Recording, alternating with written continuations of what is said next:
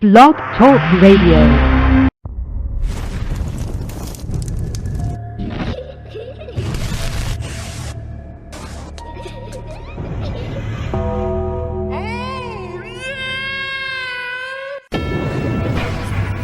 As I lay me down to sleep, I pray my soul is mine to keep, my soul, and never step outside this bed, never into all the evil, now back from the dead. Are you scared? Be here.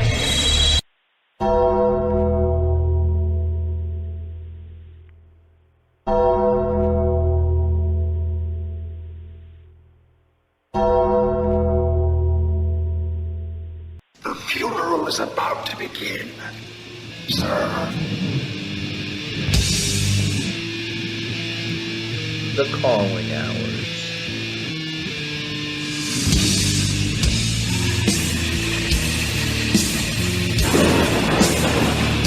There's no more room in hell. The dead will walk here. They will say that I have shed innocent blood. What's blood for, if not for shedding?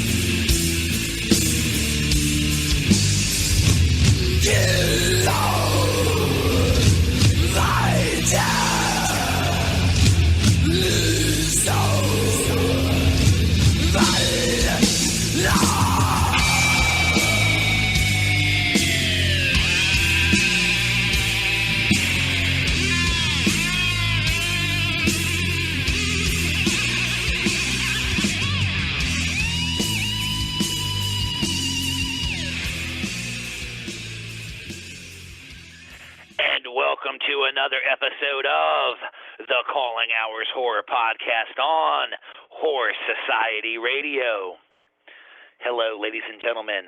It is I, your head undertaker, the dead man Michael Jones of HorrorSociety.com and Living Dead magazine. I hope everyone is well this evening because we're going to have an excellent episode. On episode 73 of the Calling Hours Horror Podcast, we will be talking with actress, producer, director, and Scream Queen, the original Gata, Monique Dupree. That's right, the same Monique Dupree that is part of horror royalty as far as I'm concerned. Her brother Tony Todd, of course, is in the genre as well.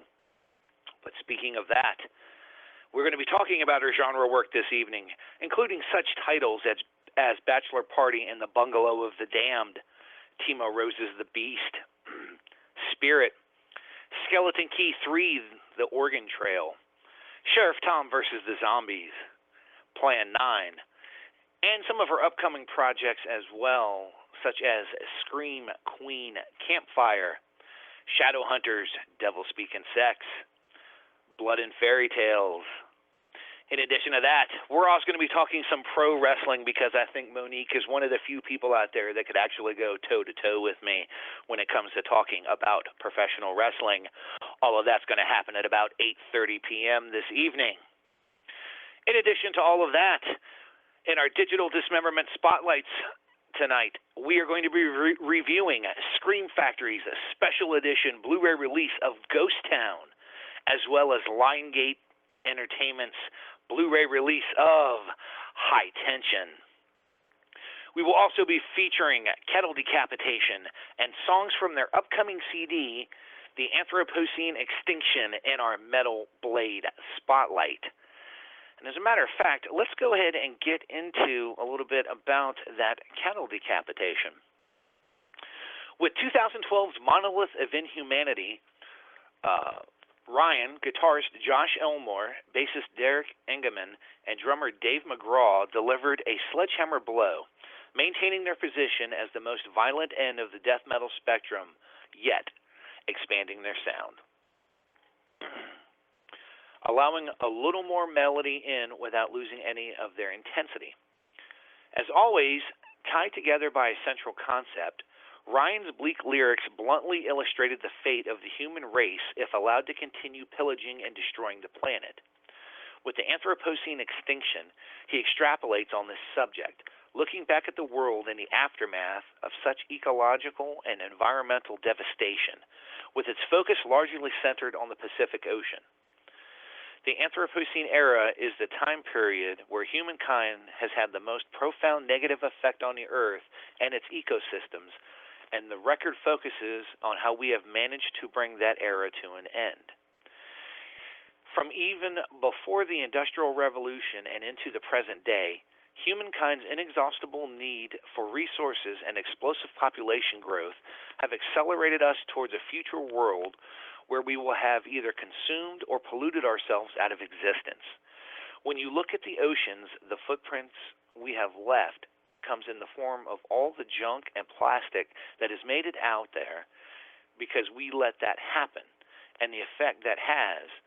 Because when you start breaking down ecosystems, it's a domino effect and will one day end up doing us in.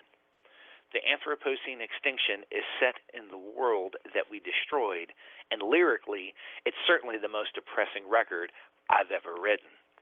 So without further ado, let's do some world podcast premiere music from Cattle Decapitation, the brand new CD, The Anthropocene Extinction. The name of the song is Manufactured Extinct.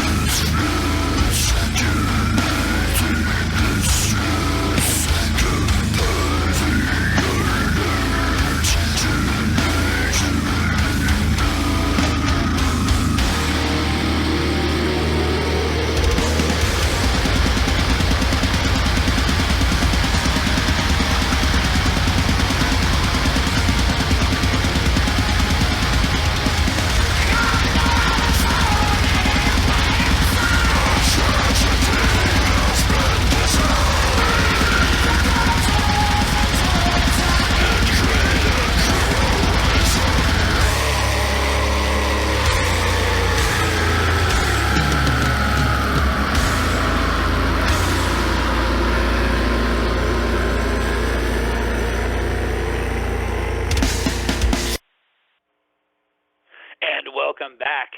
You just heard world podcast exclusive music from Cattle Decapitation. The name of the CD was The Anthropocene Extinction. The name of the song was Manufactured Extinct. We will hear 2 more songs from this new CD throughout the show. But now, ladies and gentlemen, it is time for some digital dismemberment.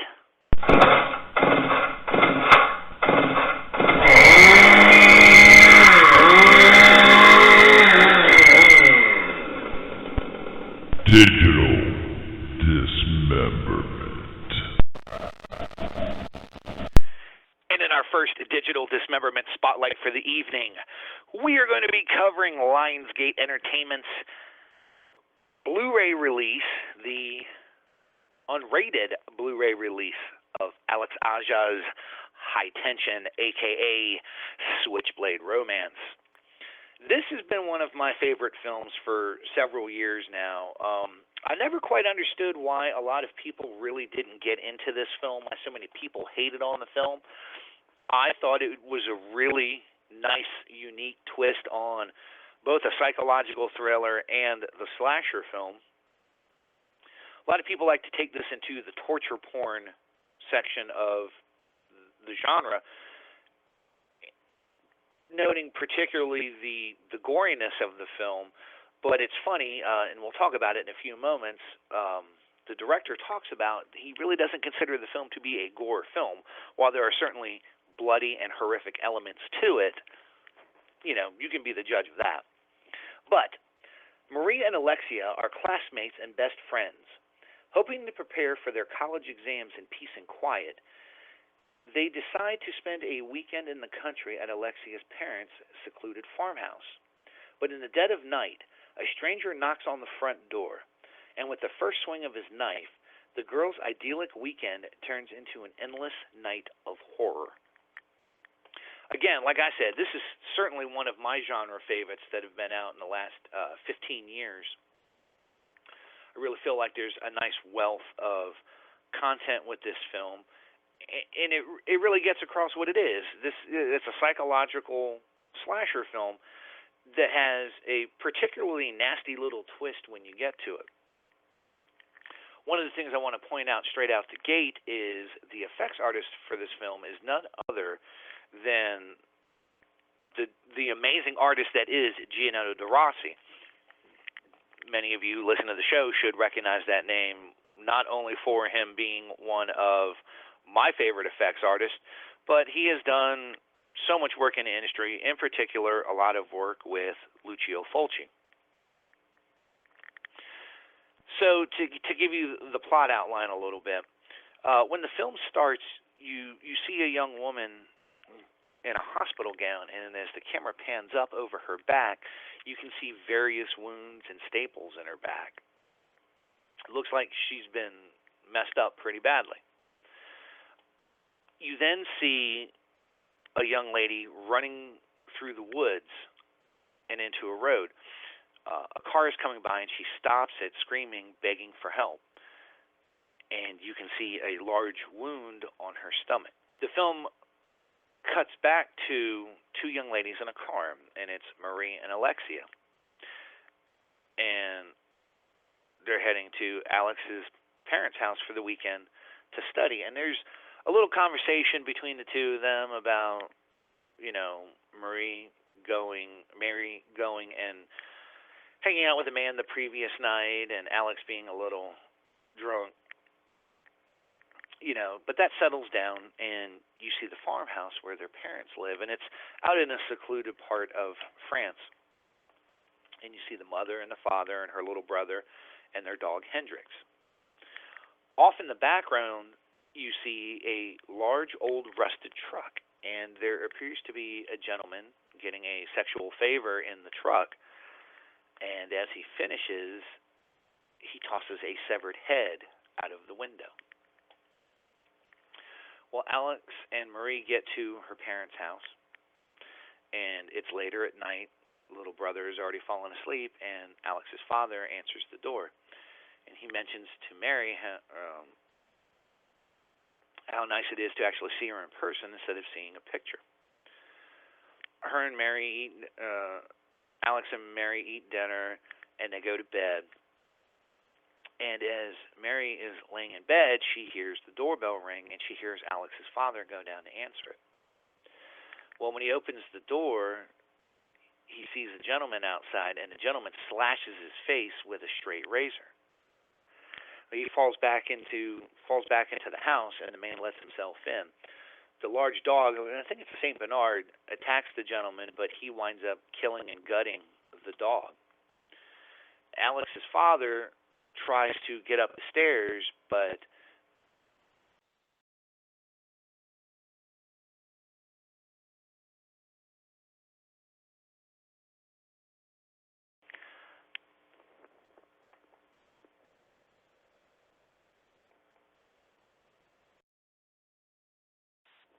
sorry about that. I don't know why we dropped off. But to continue what I was saying, the father's head is decapitated when the killer takes a bookcase and basically severs his head. The sound of what's going on wakes up Alex's mother, and she finds her husband dead on the stairs, and she winds up being approached by the killer as well. Mary hears the mother screaming and stashes herself under the bed and makes it look like that no one is staying in the room. The killer walks through the house and checks Mary's room, but he doesn't find her there. So the killer goes back down through the house to take care of the rest of the family. Mary sneaks downstairs and finds out that Alex has been chained to her bed by the killer. She didn't hear anything because she had earplugs in. Mary tells her that she's going to find help and runs to the parents' room to find the phone, but can't find it. She hears the killer coming back up the stairs, so she hides in the closet. And she sees Alex's mother trying to get to the closet, and the killer snatches her from behind and viciously, with the same straight razor, slits her throat wide open, blood just spraying everywhere. The little brother hears everything and runs from the house into a cornfield and is chased by the killer. Mary goes back to try and release Alex again, and she sees the young boy shot to death with a shotgun by the killer in the cornfield. Mary again tries to free Alex, but the killer comes back. So she sneaks into the kitchen and grabs a large butcher knife. The killer drags Alex to the truck, and Mary manages to sneak into the truck with the butcher knife and hides there with Alex. And they drive off. Well, the killer has to stop and get gas. And Mary gives Alex the knife, and she manages to sneak out of the truck and runs into the gas station before the killer can see her. And she tells the attendant, please call the police. And then she tries to hide in the store. Well, the killer walks into the gas station, and apparently he's familiar with the attendant. It's a regular gas station that he goes to. And they have a small bit of discussion, and the killer asks him to get a bottle of booze for him from the lock case. Well, when he goes over to the lock case and turns around, he winds up getting it in the chest with an axe from the killer. And the killer seems to think that he was looking at someone or something in the store, so he goes through the store trying to find Alex, or Marie. And she manages to sneak out to the bathrooms, and the killer goes through, but he can't seem to find her. He starts to leave, and Mary finds the phone and calls the cops, but she doesn't know the location of where she's at. So she winds up yelling at the cops, finds a gun that the clerk had in the store and his car keys, and takes off in pursuit of the truck. Well, she follows him, and the truck turns off of the main road down into a wooded area. She follows after him and winds up being chased after the killer finds out that she's there. There's a horrific car crash, and she escapes out into what looks like a vineyard, and she hides in a greenhouse. Well, the killer comes out, tricks her out, and almost suffocates her with plastic. She winds up beating him violently in the head with a post wrapped in barbed wire, thinking that he's dead. She goes back and lets Alex out. Alex is terrified at this point, and after Mary lets her loose,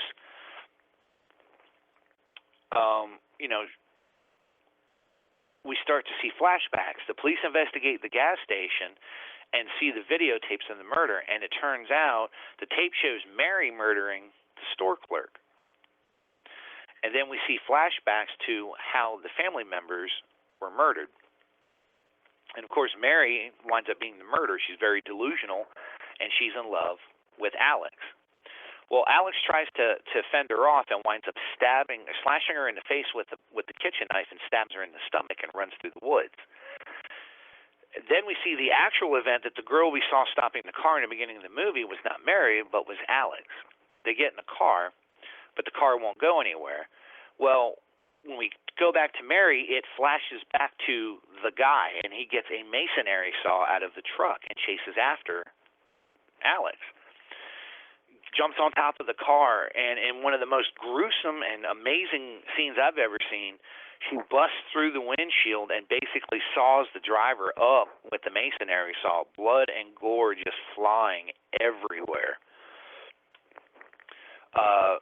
Alex manages to get out of the car, but winds up cutting her Achilles on a piece of glass, and she winds up stabbing Alex in the shoulder with like a crowbar. The film ends basically with Mary in the hospital handcuffed, and Alex looking through one-way glass, wondering if Alex can see her. She's told no, and then all of a sudden, Mary turns and almost like she sees Alex through the mirror. Again, I thought it was a really well-done film. I thought the effects were absolutely amazing. Thought it was a well-ratcheted and tension-filled movie, no pun intended.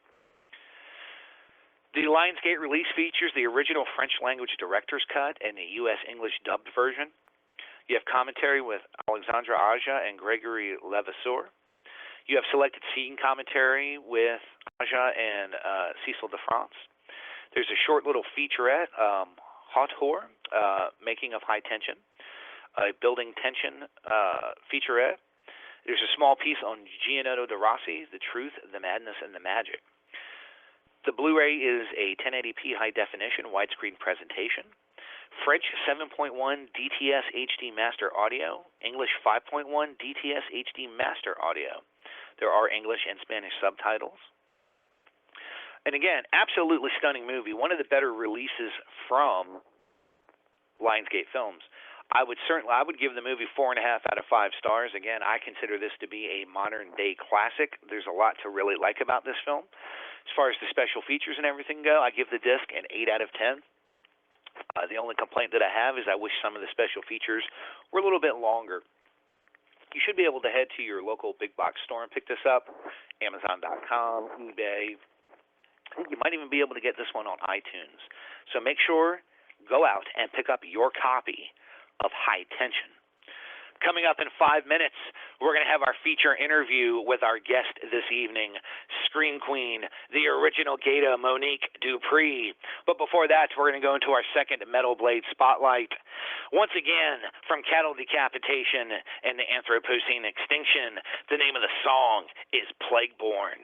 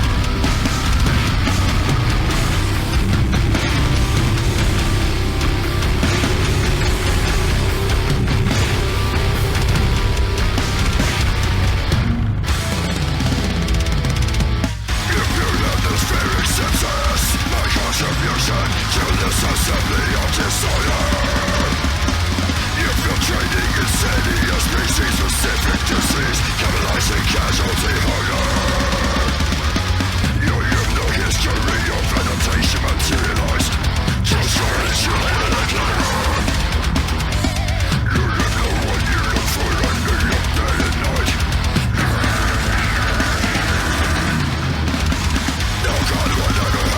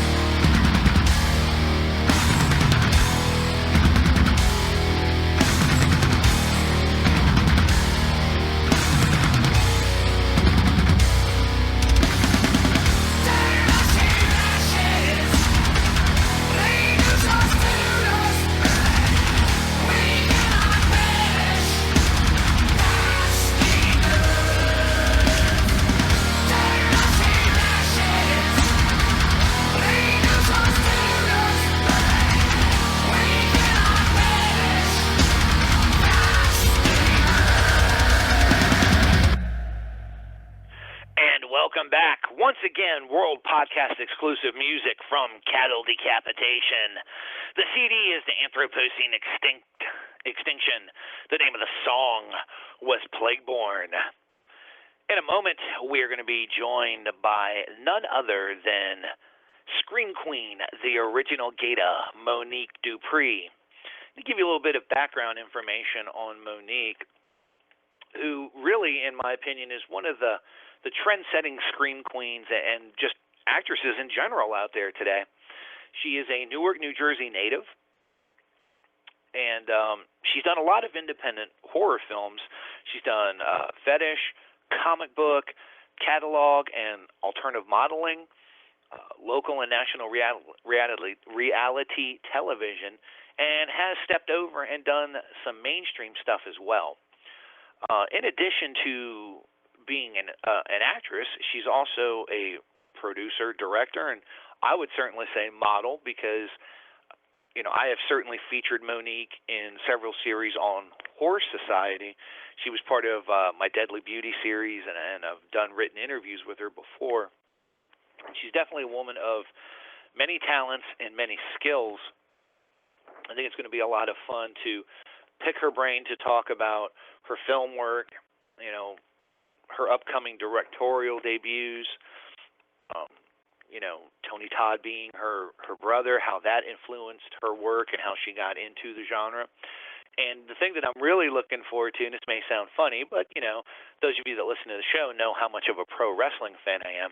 I think Monique is just as big a pro wrestling fan as I am, and there's a lot of topics to certainly cover when it comes to pro wrestling. I'm definitely going to get her take on what she thinks about The Undertaker coming back and facing off with Brock Lesnar at the upcoming SummerSlam, the stuff that she's done with Tommy Dreamer, former ECW alum, in his House of Hardcore Wrestling, and of course the tragic passing very recently of Rowdy Roddy Piper. So I think those are all going to be really fun and interesting subjects to talk about with her. Like I said, I don't feel that there are very many people that come on the show that can talk as much wrestling as I can. So it's really going to be nice to hear all of the interesting things that she has to say about all of that. And as a matter of fact, I do believe that the original Gata has joined me now. Monique, are you there? Yes, I am. Thank you for coming on. Thank you for having me. I truly appreciate it. Oh, it's no problem. I was telling all the listeners, if you and I go back a couple of years, with interviews on Horror Society, and you were one of the first women to be a part of the Deadly Beauty series that I do. So it's a great honor to have you on to talk about all of your work and everything that you do. Oh, I truly appreciate it. I don't even know why I haven't been on sooner. I'm glad that we corrected that problem. Oh, so am I. It's when the podcast first started, it was inundated by people, and I try not to bother people when I see that they're working on projects, and you've certainly been busy over the last year and a half, to say the least. Yeah. To even wonder where to start. Let's just break into it. What first got you into the industry? What appeals to you about the horror genre? That's a lot. Well, I've always been into the entertainment industry. Like I've always wanted to entertain since as far back as I can remember. I had this pull towards the horror genre, which is going to sound really silly, but it was mostly because I wasn't allowed as a child to watch anything that seemed remotely scary, because I was raised by my grandmother and my great-grandmother, and they thought that it would give me nightmares. So it was one of those things, much like comedy, like Eddie Murphy's comedy and Richard Pryor. I was banned from all of that stuff. So there was actually more of an attraction to it. But then I started catching up on movies and watching, even still when I wasn't allowed to, but, you know, I was a little bit older, so I was able to sneak and watch anyway. And I was like, I wanted to be one of these people in the movie. And it was like, I don't know, it was just some kind of pull that I had towards the genre. And I also, like, I love playing the bad guy. I think I knew that before I actually had a chance to do it. I always rooted for the bad guy. And is that wrong to say? Because I really did. Oh, no, I'm very much the same way. I always cheer for the bad guy. Yeah, I was like, oh, my gosh, please don't lose, please don't die, which most times that's what happens. You know, good prevails over evil and all of that. I'm like, can't evil just take this one this time until next time, because you know it's going to be a next time. So. Oh, always.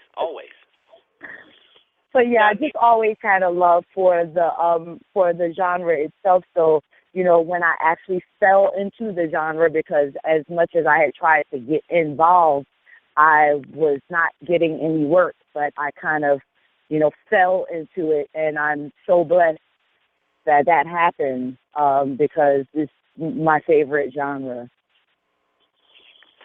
Now, and we're certainly not, I won't dwell on this, but, you know, an interesting aspect is, and you and I have kind of talked about this when I've interviewed you before. You know, you had said that, you know, you're growing up, you weren't allowed to watch a lot of that and things like that. But, of course, you have a very special relationship with Tony Todd. You know, right. How much of an influence was he on your career? And knowing him, you know, with the close family relationship that you guys have, of course, do you feel like that helped you when you got into the industry? What, you know, did he advise you on getting into it? Well, no, he didn't advise me, you know, on getting into it. And Tony's very much I feel like him being involved in the genre, it was somewhat of an influence. However, you know, he's the type of person that he wants to see you work for what it is that you want. So if you say this is what I want, he wants you to show that that's what you want. Like, you know, he doesn't do handouts and stuff like that. And, you know, I am much better of a person for it, you know, but he's always there for advice or, you know, whatever I need. And I feel like he's really helped steer me in a lot of the right directions a lot of the times when I just didn't know, you know, where to go and what to do. You know, like he told me recently, sis, it's time for you to, you know, take it to the next level. You know, you've been doing all of these projects. You've been out there for a while. You got to get it to the next level. My issue had always been I would start rolling, then I would get pregnant. It's like, oh, okay. So I might be out of work for a little while, even though just about every pregnancy I did at least 1 to 2, I would say 1 to 2 film projects or, you know, something related, photo shoots, you know, wrestling now, just so much. But he's been a great guide for me with the convention circuit, starting early on, and just acting in general, not even just the genre, to help me become a better performer each and every time. You know, he gives me stuff to read. He tells me, go out, find this, study it, study your craft, you know, sleep with your craft. So I've learned so much from him, and, you know, the information is there. He gives it to anybody that really truly asks and is hungry for it. It's just up to you to take the information and do something positive with it. I'm a worker bee. I work. I don't care how much I have to do or how much I have to put in. I'm willing to put in that work, you know, to get where I want to be. Oh, and there's absolutely no doubt about that. Anyone that follows you on Facebook, I'd have to say out of all of the actors and actresses and directors that I'm friends with and follow on Facebook, I probably get more updates from you about your work, and I mean that's a good thing, because it's nice to see that you're so open about your work and everything that you do, and I think that's something great for the fans to see, just how hardworking you actually are. Yeah, I'm one of those people, and sometimes I get crap for it, but I feel like, if it's not broke, don't fix it. I like to connect with my fan base. I like to, I had somebody on Instagram, last week say, why do you reply to people? And then I go, well, why not? I may not be able to reply to everybody because I don't always see, all my notifications and stuff like that. But, who am I to say, to me, who am I to say, well, I'm just not going to reply because, I'm an actress. No, right. I like to be accessible in that manner. A lot of women ask me about, my weight loss and my, yo-yoing with the babies and stuff like that. So I figure if I post stuff, and I do sometimes post stuff that I eat, but it's not one of those things where it's look what I had for dinner. It's when people inquire about things, instead of me having to send all of these individual messages, I just put it out there. Go, this is what I'm doing, this is how I'm doing this, and then if they have additional questions and I can help, I try my best to help.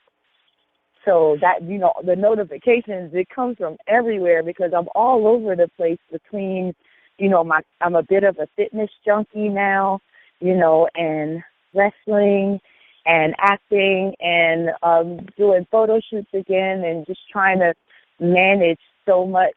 It gets hard. So, I'm always trying to update a little bit of everything. Since you brought up the wrestling, I wanted to talk about that a little bit later, but I can't help myself because one of the things that really excited me is when I contacted you about being on the show, you asked me, can we talk pro wrestling? And I was like, hell yes, we can talk pro wrestling. Well, Go ahead. Anyone that listens to the show knows, I'm a huge pro wrestling fan. My nickname, the Dead Man, obviously comes from The Undertaker, things like that. And let's talk pro wrestling for a few minutes here. First of all, sadly, just the other day, we lost one of the true icons of pro wrestling with the passing of Roddy Piper.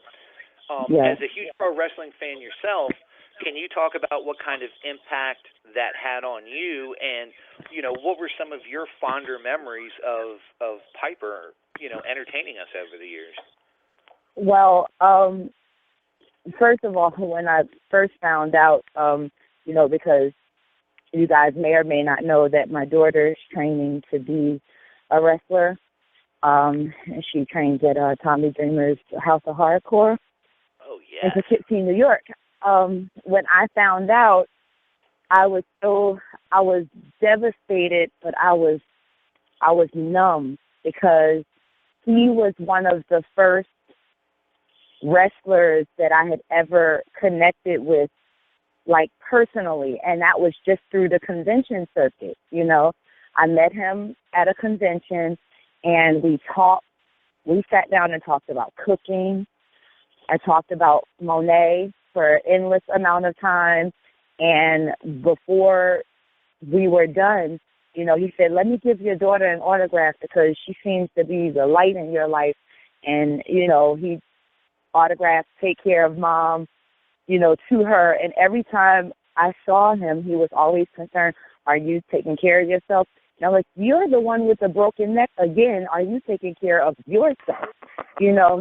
So a lot of my, I love, he entertained us. He entertained everybody. He was electrifying. His smile could brighten up a room. But my fondest memories are those times that we just talked about whatever. It could be wrestling. It could be cooking. It could be how the day is going. It can be how did you injure your neck again? Those are my fondest memories. And that's why I was so devastated, because my daughter always wanted to meet him, and when she found out, she cried for so long. I had to be the tough mom and couldn't allow myself to grieve about it, you know? Right. And you're not the only person I've heard about what a great person he was, you know, outside of wrestling. You know, a lot of fans online and people that have worked with him in the industry, you know, because he did his fair share of genre work as well. Absolutely. Talk about how nice he was to. Absolutely. He was just the greatest guy. And like I said, you know, he always stuck out in my head no matter what, because, you know, he was the first pro wrestler that I met, and then Mick Foley, you know, was the second, and, you know, we're still good friends to this day. Another amazing guy, and it's just, it just really hurt me. I really thought it was a joke at first, to be honest with you. I just started looking it up everywhere, and then as the reports came in and I saw that it was, you know, facts, because, you know, a lot of the times I'll text a couple of the wrestlers and go, is this true? Because, you know, people will kill people off on the internet willy-nilly. So I needed to make sure, because that really that hurt. It still does. It's gonna be that way for quite some time. We truly lost just a great guy, period. Even beyond, you know, him being an entertainer, just a great man we lost.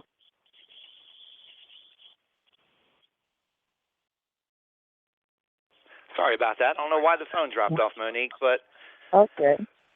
But here. What I was saying, okay, I'm here. I'm sorry. I don't know why the phone dropped off, but it did. But like I was saying, you know, people talk about how nice he is and everything, and you had mentioned, you know, your daughter training with Tommy Dreamer and his House of Hardcore, and he's another guy that I've always heard fantastic things about. Kind of talk about how you first met Tommy Dreamer and how that eventually led to your daughter training with him. Well, that's interesting. Me and my daughter, we still do. We try to hit as many WrestleManias as possible. We were, I forget which number, we were at WrestleMania in Georgia, Atlanta, Georgia. And we try to do the whole everything that we could possibly do. So they had like a sit with the wrestlers brunch type of thing. I think it was through WrestleCon, but I'm not entirely sure. In any event, that's where we first met Tommy. So we met him together. There was just so many people there, and we weren't even sitting at his table, but he came over and he sat down and he talked to us, and, you know, Monet asked for a picture, and he was like a really funny guy. He still is.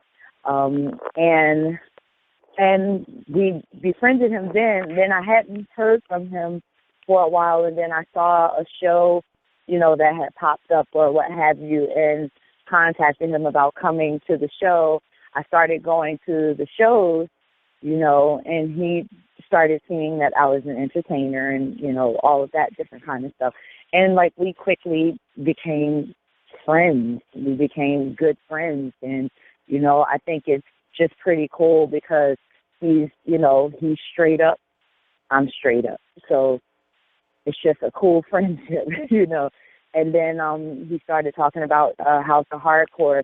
The first House of Hardcore, I was pregnant, and he invited us out. So my whole family came out. Well, you know, me and my daughter, my husband, there was somebody else there. But we came out to the show, and when I saw that show, let me tell you, it reignited my love for wrestling all over again, because there became a point in time where I fell off of it for a while, you know, because seriously, it wasn't, you know, turning on the TV, it wasn't what I was looking for. It wasn't the old school wrestling that I used to love and connect with. So I felt like I had no reason, and I had no idea that the indie scene was as big as it was. I was very naive to that. So then I went to his show, and then with him, I started traveling with him to some of the indie shows, and I was like, oh my God, this is amazing. This is some of the stuff, some of these shows should be on TV. Like, straight up, you know, and, you know, you have so much amazing talent in a lot of these places. And, you know, he just opened up a whole new world for me. And then I started to love wrestling again, because I really didn't for quite some time. You know, I appreciated the wrestlers who wrestled and put their bodies on the line all the time for our entertainment. But what we were getting, to me, wasn't entertaining, which had nothing to do with the wrestlers themselves. So I have to thank him for so much, because, you know, he truly reignited my love of wrestling. And, you know, that was kind of how we became a part of House of Hardcore, because, you know, we're the Double Duprees, myself and my daughter, and we come out together. We're mother-daughter wrestling ballet team, and, you know, we're the heels, and we start some trouble and we do some stuff. But, you know, she's training to be a wrestler, so she's, you know, more physical. I do my thing, too, because, you know, part of it, you know, is athleticism. Part of it is, you know, entertaining. It's like, it's the perfect marriage for me of being, like, doing theater and wrestling. It's just everything rolled into one. So it's something that I would never get anywhere else. So I actually love being a valet, and I love being around the industry, especially when you have great guys like Tommy. He's the best person that you can have, you know, in your corner, in your ear, to tell you the do's and the don'ts. And, you know, it's whether you're going to listen or not. I've been truly blessed in my life to run into or have as family these great, genuine, humble men that are willing to teach you how to be better at what it is that you do. So I have to give it to them, because if it wasn't for Tommy, I wouldn't be doing anything in the wrestling industry, and neither would my daughter. So I got to give it up to him for that. Now, recently, in particular in WWE, and for those that watch TNA Wrestling, their women's division as well, but in particular, WWE has really rejuvenated the women's Divas division. And, you know, Stephanie McMahon and Triple H, you know, on TV and behind the scenes have talked about how, you know, with the Women's World Cup win, you know, Ronda Rousey, things like that, right, women are becoming such stronger characters. And that's very similar to the horror industry, where women are becoming more, you know, more directors, more producers, bigger right roles.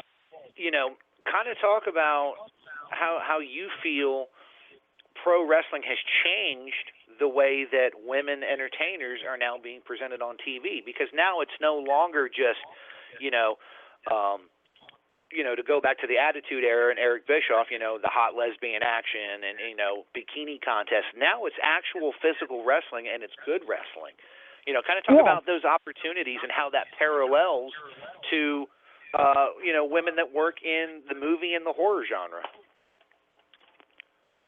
You just said a whole lot. Yeah, sorry. I get rolling. Well, yeah, you really do. Well, I can say that I definitely, me and my daughter have talked about this time and time again, because, you know, for a long time we didn't like basically when the women or the divas or the knockouts came out to wrestle, people thought that was the time to get up for a bathroom break, or, you know, I got to go get something to eat because, the women are on. You know, I feel like that's rapidly changing, because they're actually, it's not that they didn't have this talent to show in the first place. I feel like it was that they didn't have the opportunity in which to showcase it. So now they're getting more of an opportunity, and they are putting on some hell of some matches, boy. We were watching Raw in Poughkeepsie last night, Tommy Dreamer made a special appearance there, and he watched Raw with everyone, and, you know, we had a blast, you know, watching the women wrestle. I always used to get a kick out of watching any woman come out for wrestling, even if they weren't actually wrestling, you know, back to Miss Elizabeth and whatnot, just because I felt like I was being represented. But now you see these women come out and they're strong, you know, and they can show you that they can kick ass just like the guys. So I'm really enjoying that. I just hope that it continues, because I don't know. I mean, I'm just starting to see it, but I'm not convinced yet. I need to see it some more. You know, I do applaud that it's happening, and especially on the indie circuit, it's been going on for a while on the indie circuit. So I hope that it continues more on television. But you're right, you know, even in the horror genre, you're starting to see, you know, more strong women. We used to joke all the time, you know, that there's always these trip and fall women. They trip and fall and they get killed. So it's like, oh, she's the resident trip, fall, and die, and all the rest of the women are gonna die, and then it's just this guy. But you're starting to see all of that change, just all across the world in sport and everything you see. You're seeing more women stand up, stand tall, and be strong. Like you said, even Ronda Rousey. I mean, this is just a great time for us as women right now. I feel like, you know, we've always been able to do anything we put our minds to, but we weren't always afforded the opportunities to show that we can do that. In this day today, we can show that we can do anything. We can do any sport. We can do it all. You know, we can be mothers and still go and, you know, do anything. I mean, I'm a prime example, and I'm not even out there like on TV all the time. But, you know, I was told that if I had any children, I wouldn't be able to pursue my career as an actress. Now, I have 10 children, and I'm still pursuing my career as an actress. You know, I'm wrestling. I'm very much, you know, into fitness. I'm doing a lot of photo shoots. You know, I'm producing and directing, which takes a lot of your time, like a whole lot of your time. So I feel like, you know, we can show you better than we can tell you. And I think I'm very proud of women in general for being able to actually show what it is that we can do. Not to sound any kind of way, it's just that, you know, I'm a woman. And, you know, a lot of the times earlier on as a teenager and whatnot, there was a lot of things that I wasn't able to do because I wasn't afforded the opportunity. Now it's different. So for my daughters coming up, they have a better chance at doing something sooner than I did. And that's what I'm really, really proud of and happy about. Now, you know, talking about that, you know, you are certainly considered a scream queen. You're considered one of the pinnacle in your industry, especially at what you do. Once you started watching horror films and you saw how women were portrayed, you know, there were certain women who certainly were highlights of the industry. You know, we could talk about women like Barbara Steele. We could talk about Jamie Lee Curtis. You know, oh, yeah. Who was that scream queen to you that exhibited the qualities that you felt were, I don't know if appropriate's the word I want to use, but exemplified what a strong woman should be in a horror film? Well, you did hit one. I'd always looked up to Jamie Lee Curtis. Mm-hmm. For a multitude of reasons. I just, you know, she, to me, was like the scream queen.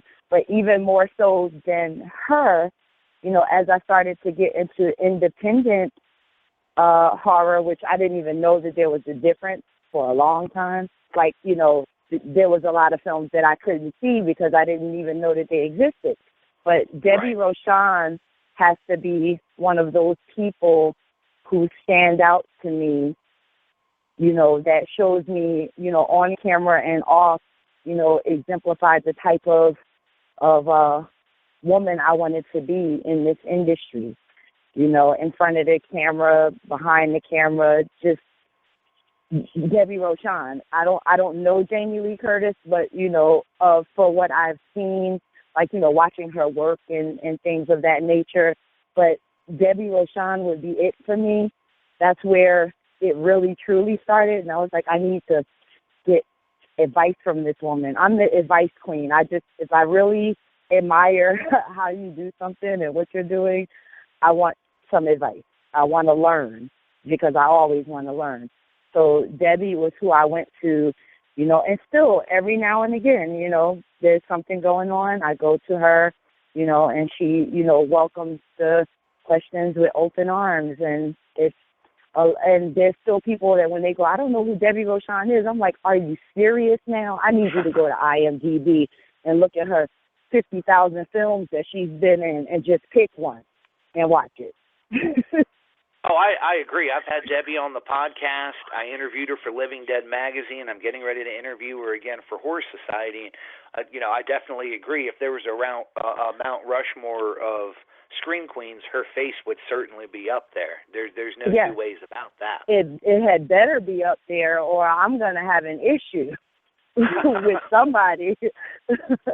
But yeah, Debbie's always been it for me.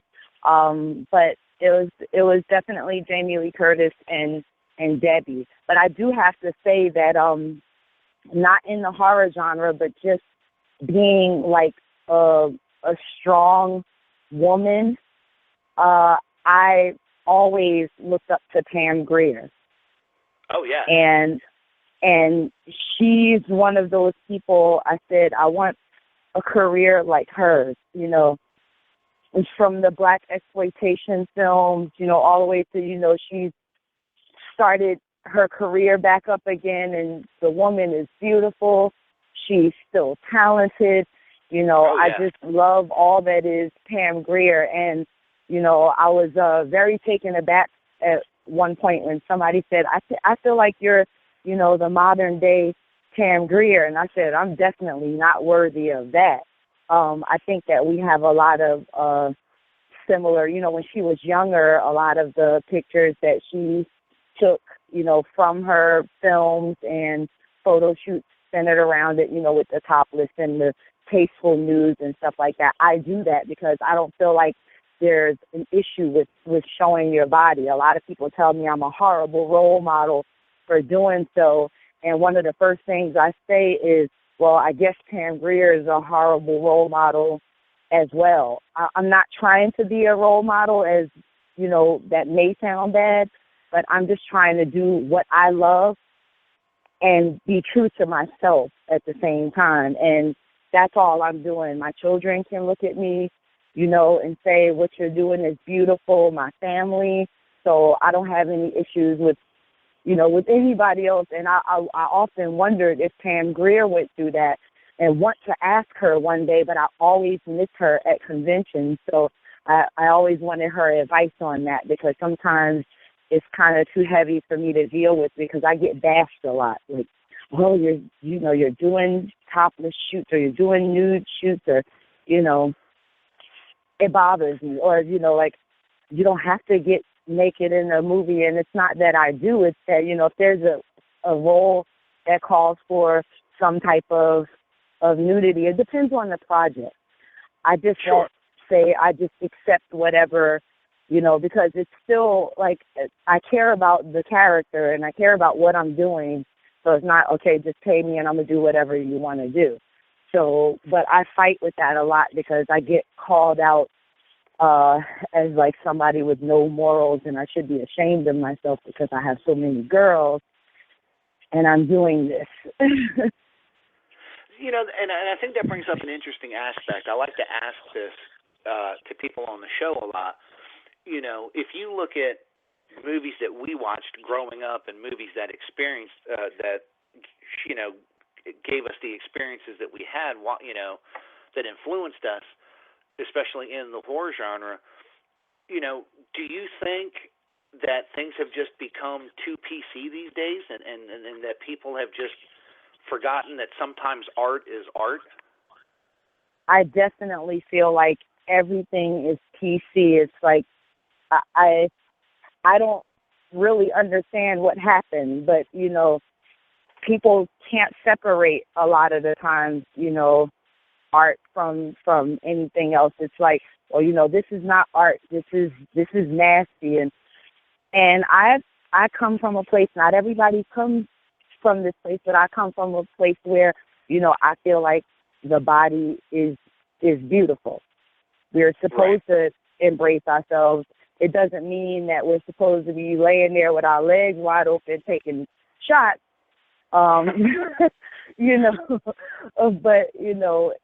being naked is a beautiful thing. That's how I was born. I don't know if anybody was born with clothes, but I most certainly was not.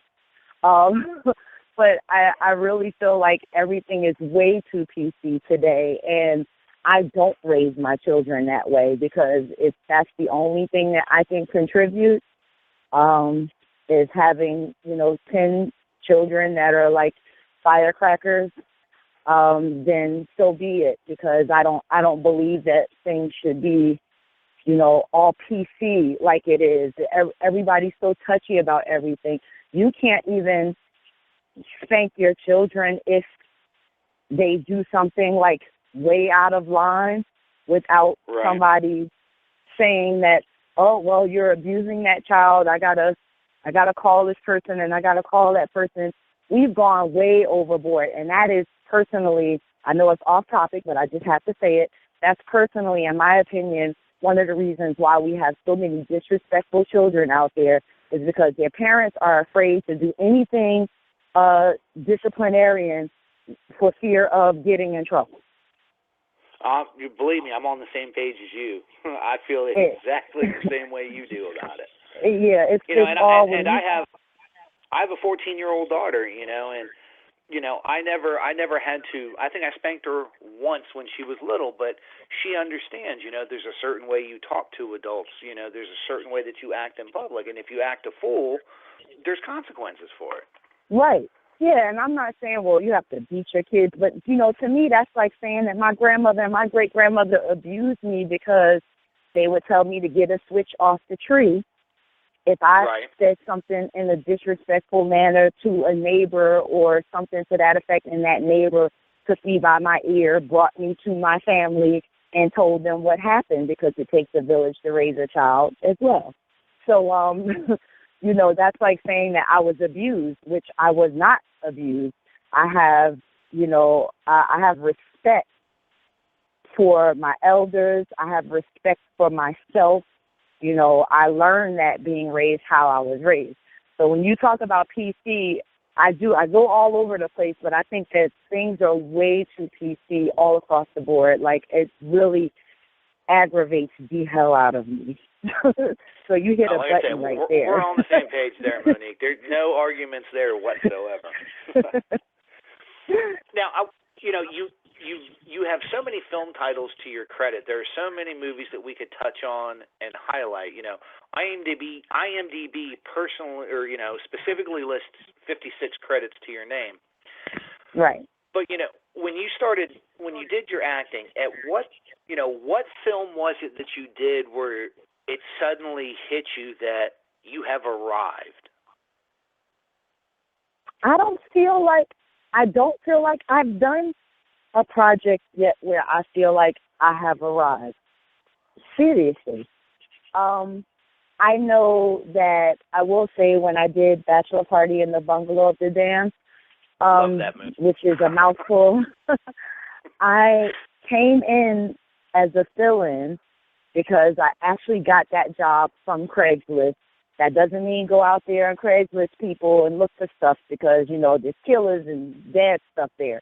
But I happened to have taken a chance and saw that they were looking for an actress ASAP, because whatever happened, what happens, actresses, people, they back out.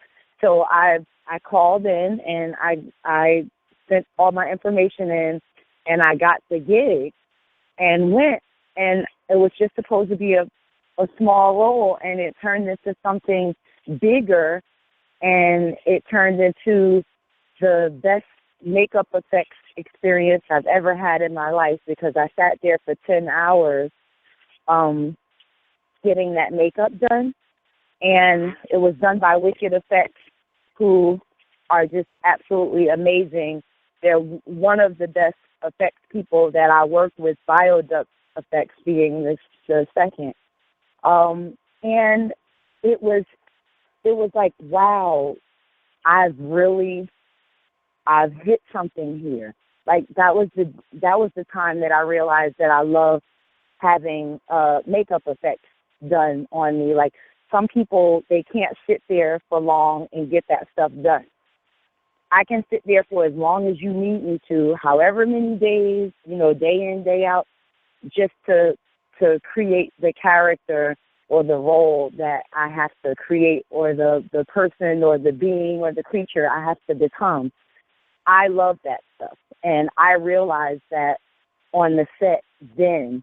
And I'm fortunate to say that Wicked Effects have pulled me into several jobs after that, where, it still required lots of makeup effects, where they had to, do a cast of my entire head, and, I sat there and got that done. I love that stuff. If somebody needs somebody for that and they can't find anybody, they need to call me, because I love it. I can sit there for as long as it takes. See, I love to hear that, because that's how I got my start in the industry, was as a special effects artist. And yeah, there are people that are squirrely and can't sit in a chair for 10 minutes, and it's nice to hear that part of it doesn't bother you. It's actually entertaining to hear that. Yeah, it's fascinating to me, because while I'm not going to say I don't have experience with doing that stuff myself, but I like watching as I'm becoming, watching the people around me work. Like, for Wicked Effects, I had 3 people working on me at once. One person was working on my breast because they had teeth, and, another person was working on my face, and then people were drawing veins and all over the top part of my body, and I got to watch all of that. Now, I'm not going to say it was comfortable, because for me to eat, I had to put the straw through my nose hole to push down into my mouth to eat. But it was well worth the drinking my food for, 10 hours or so in order to do that. I love that. And so while I didn't feel like, I have arrived when I did that, I felt like I found something, a special talent of mine, because they considered it to be a talent. They said, people don't sit here on average for this long getting makeup effects done. You're an anomaly in that. And so I said, well, I found something that I actually love, and I'm very patient at, and then I can become the character at the same time. I wish I can get more gigs like this. Like, I wish that I can get, like The Strain. I sit there when I watch The Strain and I go, I wonder how long he had to sit there to get that makeup on. And I would love to be a part of this show just so I can get made up and become, I don't know how many people think like that, but that's how I think. That's where I am. So when I'm doing a horror film, it's a plus if I'm getting made up, and I've even taken, pay cuts to do a role that fits that for me, because I love it so much. Now, you've worked with a guy, and I'm hoping to do an interview with him for the next issue of Living Dead magazine. You've had the opportunity to be in films and work with Lloyd Kaufman a couple of times of Trauma. Yes. Kind of talk about, I always ask people to work with Lloyd because the stories are always amazing. Kind of tell us about your experiences with Lloyd and what he's like as a person. Of course, there's the public persona that you see, but, I mean, what is Lloyd like behind the scenes? Well, just as bubbly. I mean, he's a great guy, first of all. He and Debbie Rochon are like two of the reasons why I was able to even do anything in the genre in the first place. Because I lost the contest on Fangoria Radio. It was a Scream Queen contest. And I lost the contest, but Lloyd was very much interested in working with me and said, if you reach out to me, I'll have some stuff for you. And lo and behold, I reached out to him, and he had some stuff for me. So he started me out with some intros to some movies. Like, the first thing I did with him was an intro to Pot Zombies. Yep. And is there cursing allowed on this show? You can say whatever you want. This is my show. You say what you want. Okay, I'm just asking because, of the story. So I had never worked with him. I just knew that he was, had like a pretty wild personality from the times that I had met him and then being on Fangoria Radio and whatnot. So, we're working on the script, and I'm very nervous because I'm working alongside him and another woman, and it's just the three of us doing this intro. So I said, well, I'm working next to a veteran. I have no idea how I'm supposed to behave, so I was very nervous. I was very much into reading the script and making sure I got everything right, which is what he did not want, because he could tell that I was trying to remember stuff. So he finally, after a few takes, he came up to me and he took the script and he threw it down and he said, don't worry about the script. I just want you to call me every cocksucking motherfucking whatever you could think of. Just hit me with it. Just hit it. Just give me energy and call me anything you could think of. And I was like, what the hell just happened in my life right now? Like, I had no idea. It just threw me off, but it actually, he broke that nervousness. And then I was, but that it almost didn't work because it almost made me even more nervous.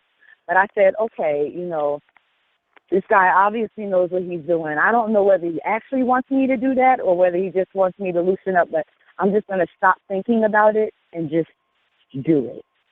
And, that's what I did. And, the intro came out really funny. He wanted me to be over the top, bimbo-ish, bubbly. And, that's what I did. So that was like my first experience actually working with him. And he also agreed to be in my comic book, Cat o' Nine Tails. So I'm very excited about that, him being a part of it.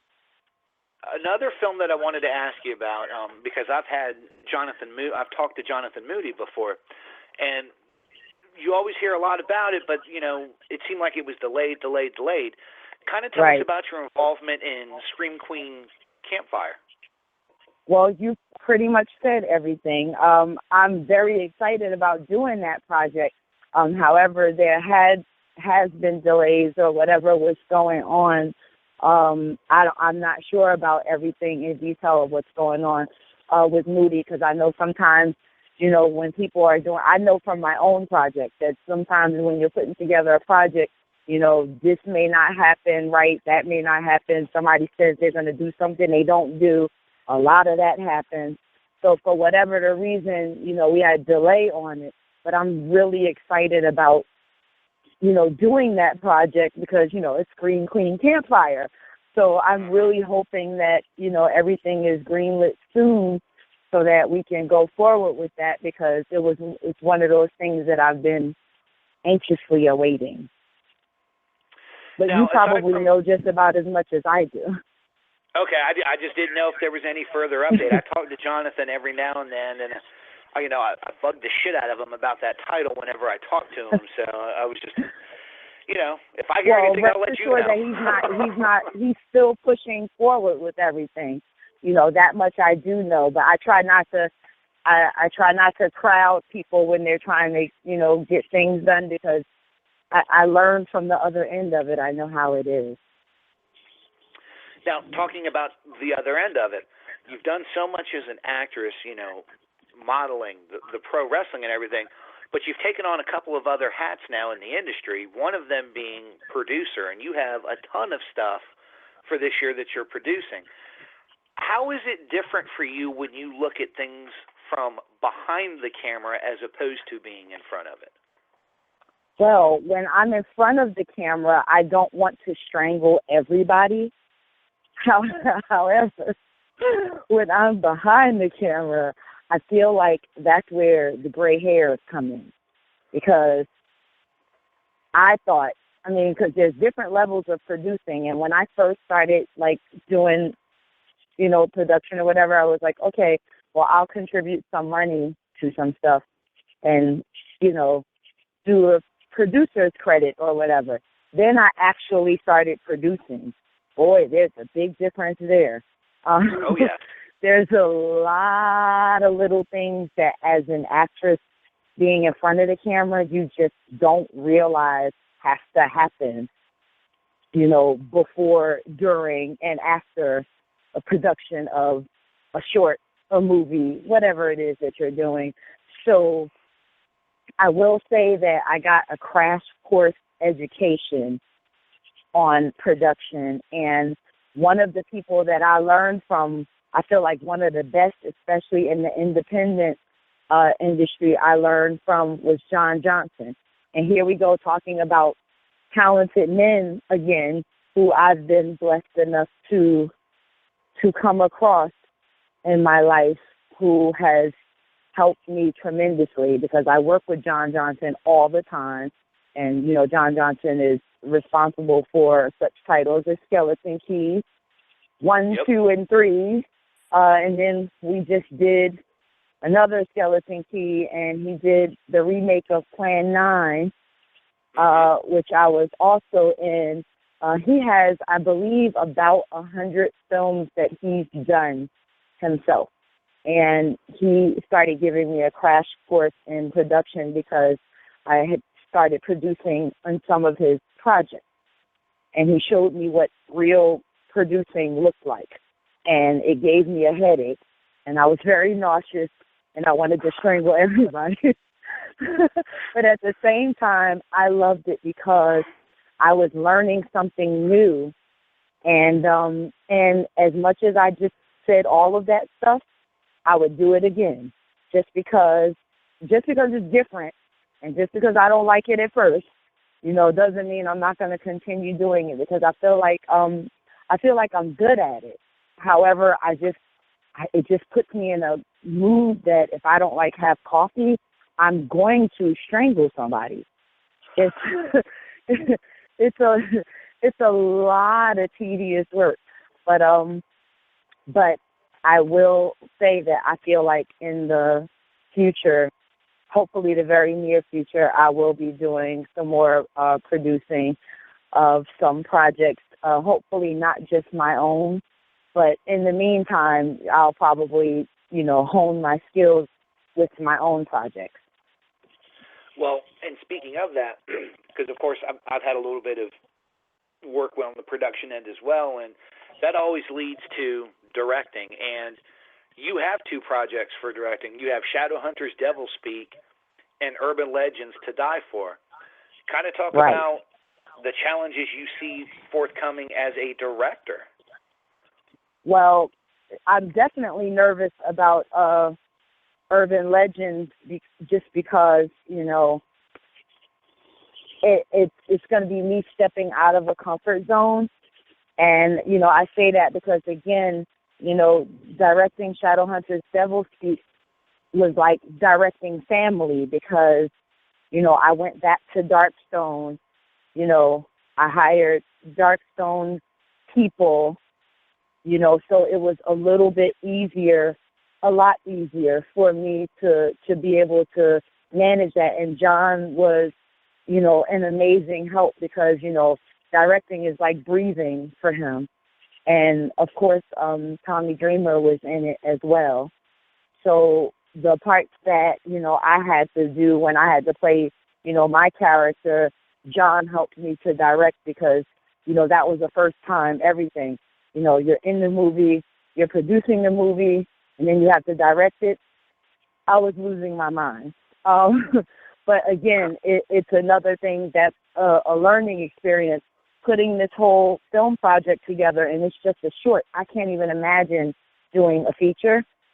But you know, we still have to do the commentary. We're going to do commentary for it, and you know, just laying down, you know, the DVDs, the stuff in DVD, the menu, and you know, the picking of the music, and holy crap, I just didn't know, you know, between directing and producing how much, you know, you have to do. And I just really thought that directing was just, this was earlier on. This wasn't in my adult life, but I used to think that directing was like you put a camera in front of some people and you go, and action, and they do stuff.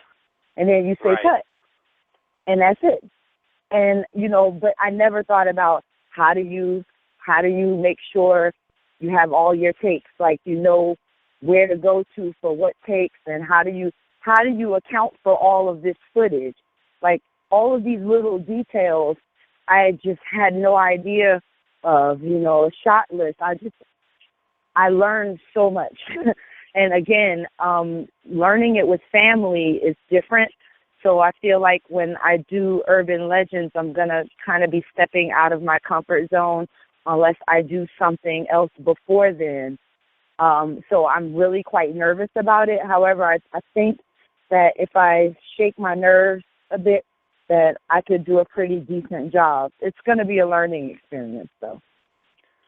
Well, we have about 4 minutes left, so let me touch on some of this new stuff that you have no less than 9 films as an actress slated on IMDb for this year. Of course, you mentioned Plan 9. Yes. There's Caesar and Otto's Paranormal Halloween. Of course, Urban That's Legends actually and done. Shadowhunters. Yes. Okay. The two that are at the top of the list, I wanted to ask you about real quick. What can you tell us about Sex, Blood, and Fairytales, and a little bit about Rednecks, if you can, since you're the pool wrestling girl at Rednecks. Yes, Rednecks. I actually finished my part already. I don't know if he's still filming or what. That was a crazy but really cool experience. It's like a comedy, so it's very silly, very funny. But I did get to do a little wrestling move in a swimming pool. So I felt like my worlds were colliding, and that was really cool. Sex, Blood, and Fairytales is a project done by my beautiful friend Yelena Sabel, and she's an award-winning director already. So I'm hoping that I'm able to do my parts really soon so that we can the film in the can and whatnot. But, you know, she also wanted my daughter, Liberty Dupree, to be in the project as well. So I'm crossing my fingers that, you know, we get that done soon. You know, with independent stuff, we have to take it as we can get it, you know, when we can do stuff. I also wanted to say really quickly, which I know this doesn't relate to your question, but for you wrestling fans, please go out and get House of Hardcore 9 that just happened in Toronto. It's now available on Blu-ray, digital download as well. And you can go to www.houseofhardcore.net if you're interested in any of the previous House of Hardcores. And if you actually like to see me work in this field, you can get any of the House of Hardcores with the exception of one. But you would want to get one because Edge was in it. So just get the whole collection of HOH to show your support and your love for wrestling. Definitely. You know, Monique, I want to thank you so much for being on. I'm glad you were able to come on and talk about all of your work. I definitely feel like you're one of the top influences and somebody that young actresses should be watching if they're looking to break into the industry. Before you go, if you can impart any knowledge on young actresses wanting to break in, what would you tell them? Don't be afraid to work hard. Learn your craft. Don't be a diva. I've seen a lot of, new actresses come in. They've done a couple of projects, and then all of a sudden their head is really big. Stay humble. Stay humble no matter how big you get. You don't even understand how much, that helps. But, you have to get through 1,000 no's sometimes before you get that one yes. So I also want to say never get discouraged. And don't ever listen to somebody that tells you that you can't do something because of something. You can do anything that you put your mind to. But, it's going to take a lot of hard work, a lot of pushing, a lot of rejection. Don't ever let that stop you from what you want. Oh, and I have to ask, just so the fans know, real quick, where did the original Gata come from? That's funny. It's the original Gata is it's actually Spanish for cat, Gata. So I was actually called that by a fan of mine a long time ago. Not the original Gata, but just simply Gata. There's been some issues with another Gata or whatever the case might be. So she's her name. I'm the original Gata, and I have a love of cats. So I have like 13 or 14 cat tattoos on my body. I am a cat. So instead of just saying like Cat or the original Cat, because my nickname used to be Cat, which is why my fan had called me Gata. Gotcha.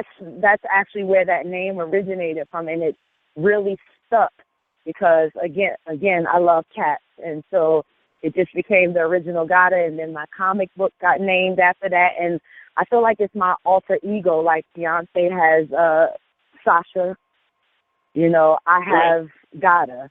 So it's like I'm two different personalities. Gata is the wild child, and Monique Dupree is more like the mom. I love it. I absolutely love it. Well, Monique, again, thank you so much for coming on. I wish you success. You know that you're always welcome on the show. If you have any news about any of your films, you can contact me. I'll get it up on Horror Society. In the future, I would love to do a piece with you for Living Dead magazine as well. I want to give your daughter all the luck in the world for her wrestling as well. And thank you very much. I'm trying to get Tommy Dreamer on the show. I would love to talk to Tommy, and if I get Tommy on the show, I want you to come on with Tommy because I think that would be an amazing show as well. I will talk to him about that ASAP. Sounds good. Thank you so much, Monique. And if, anytime you want to come on or have something you want to talk about, you just let me know, and you're always welcome. All right. Thank you so much. Thank you. And once again, ladies and gentlemen, that was the original Gata, Scream Queen Monique Dupree. Make sure to check out all the House of Hardcore. Make sure to check out her directorial debuts. Again, I really honestly think that if you're looking to break into industry as a female, hell, even as a male, this is a woman that you can learn a lot from. Like she said, don't ever give up. It could take 1,000 no's before you get that yes, but she is the perfect example of what someone with great drive and determination can do in this industry. Coming up in a few minutes, we're going to go into our final digital dismemberment spotlight for the evening when we cover Scream Factory's Blu-ray release of Ghost Town. But before that, we're going to do our final digital dismemberment spotlight not digital dismemberment, We're going to do our final Metal Blade spotlight for the evening. Once again, with World Podcast exclusive music. The name of the band is Cattle Decapitation. The CD is The Anthropocene Extinction. The name of the song is Pacific Grim.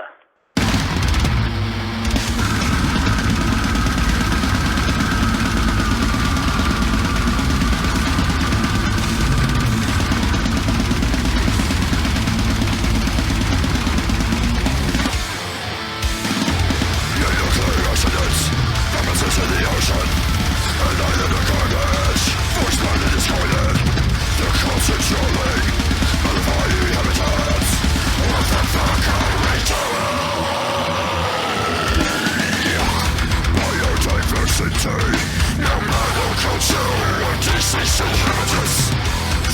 don't discriminate.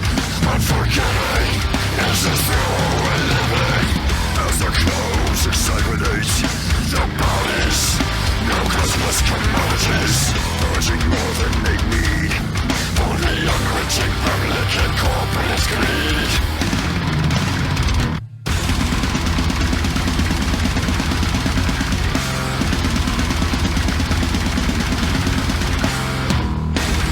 Their lives in fear until our mouths are eradicated.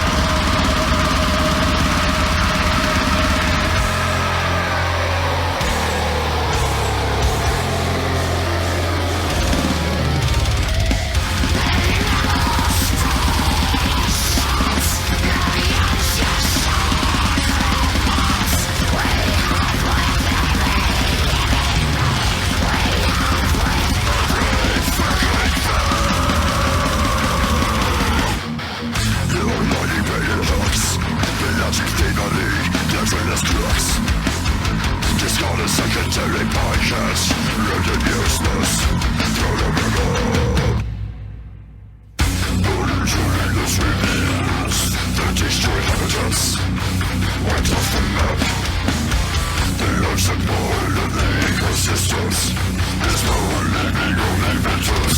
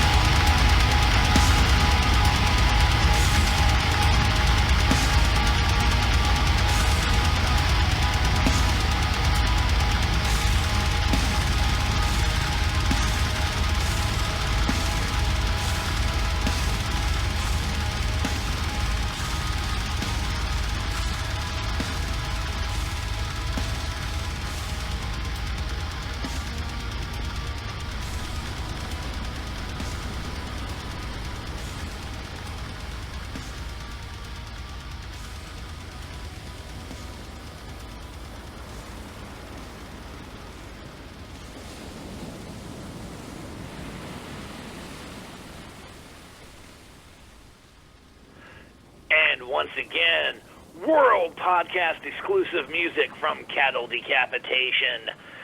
The new CD is called The Anthropocene Extinction. The name of that song was Pacific Grim. Make sure to head on over to Metal Blade Records.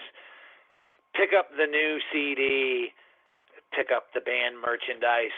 Find out when Cattle Decapitation is going on tour. You can pick up all of your metal needs at metalblade.com. We always thank them for sending us such fantastic metal music to listen to while we do our show. But also wanted to say, make sure to pick up the latest edition of Living Dead magazine. This last issue in particular was a women in horror, a women in horror episode, to be perfectly honest with you. Celebrate some of the most talented women in horror who have helped pave the way for females in horror today. The issue features interviews with Elvira Brink Stevens, the Soska twins, Adrienne King, my interview with Debbie Rochon. There's also Terry McMinn, and so much more. It is a star-packed issue that you don't want to miss. So head on over to livingdeadmagazine.com and pick up issue number 7 of Living Dead magazine. And don't forget the Living Dead Con coming up in November out in Portland, Oregon. The Dead Man will be there representing not only Living Dead magazine, but Horror Society. Make sure to head on over and get involved. There's going to be a lot of good stuff there.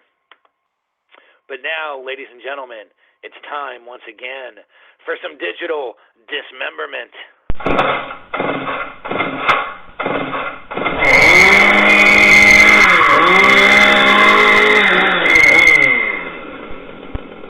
Digital dismemberment.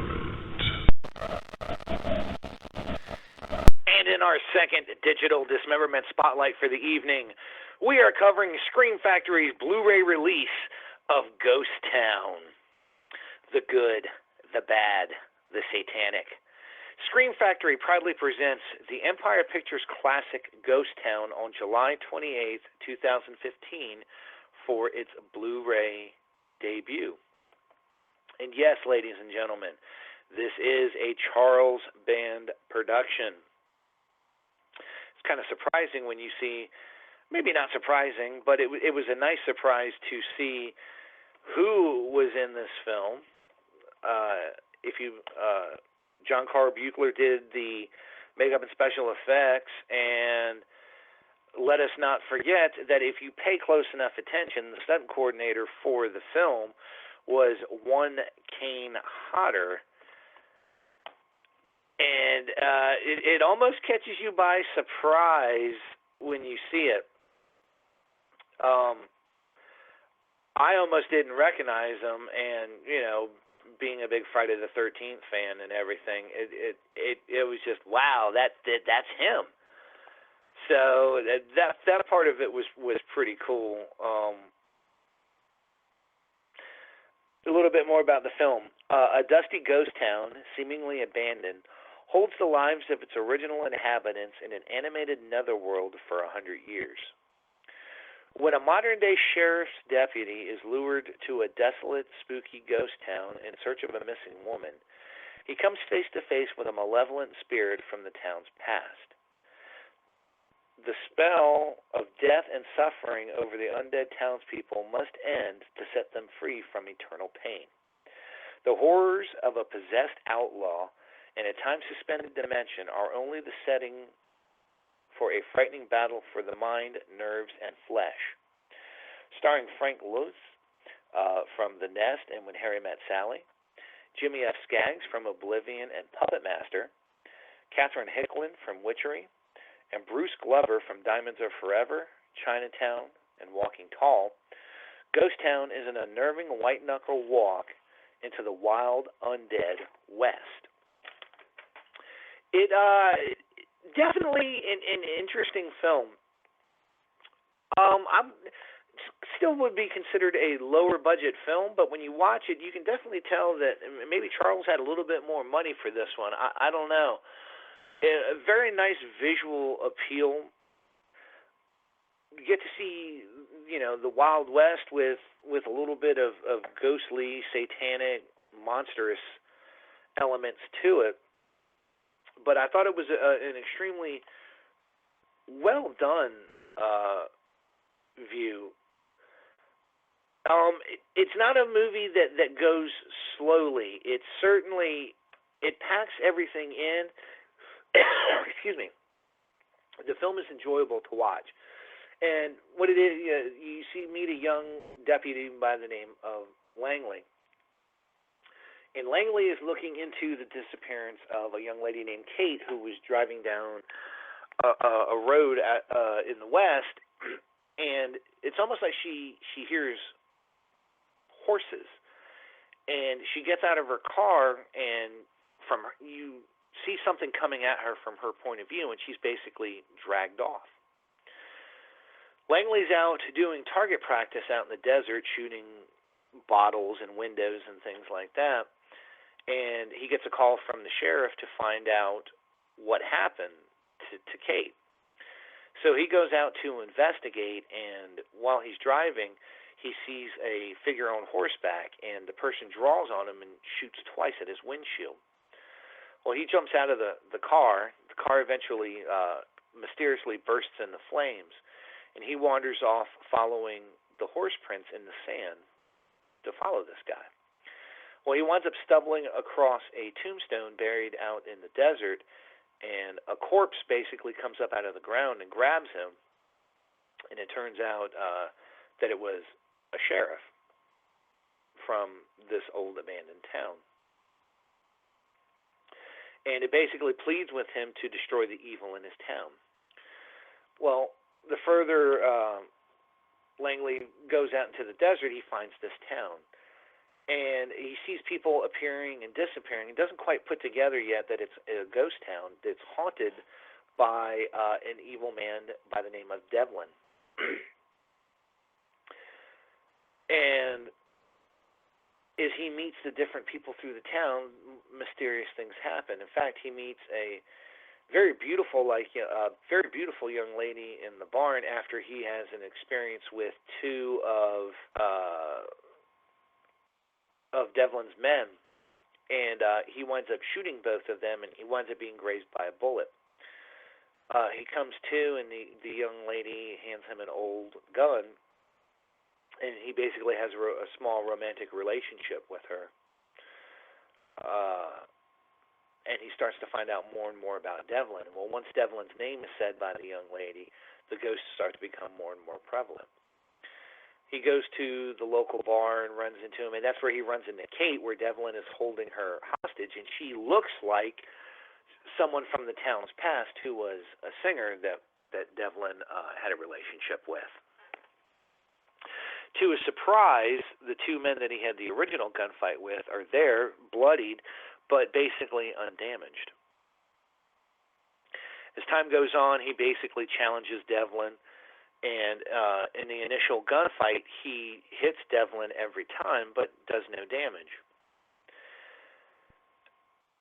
After getting into a fight with his posse, he escapes and goes back to the bar, and the bartender hands him the old gun back and tells him that he has to use things from this time period and not his time period. He eventually breaks Kate out, and they hole up in a church. In revenge, Devlin goes and kills the young lady and the blacksmith that sheltered him in the beginning. They make it to the church, and he starts to make bullets from the coins in the old collection box.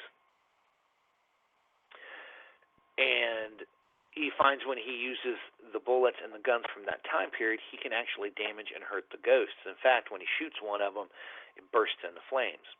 Well, Devlin gets angry and finds out that someone from the town told him what he needed to do to fight him, and he winds up killing the bartender and the blind card dealer rather graphically with a straight razor.